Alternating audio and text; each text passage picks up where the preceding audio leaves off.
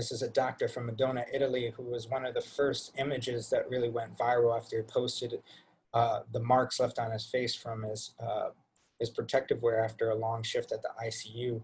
And of course, during that time, um, I know I wasn't alone in obsessive news reading and not sleeping well, and waking up and reading news in the middle of the night for hours on end, literally like 3, 4 hours, and then going back to sleep and waking up and doing it all over.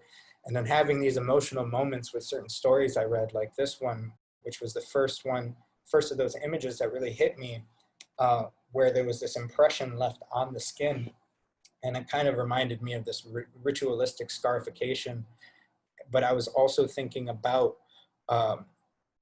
after processing it for a while, it was resonating because it was reminding me of the ability to leave an impression in the body, that the lasting effects of human touch. And it was in a time where we had been quarantined, where all the information and meetings and like this were coming through the digital space.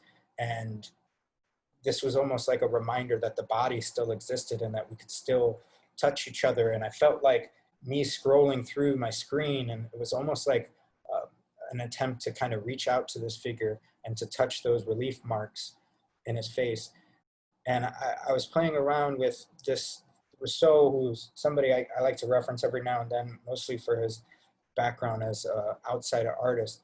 But I wanted to show, I was playing around with this idea of that pattern for the sleeping gypsy figure who, it's a problematic painting and the way he talks about it.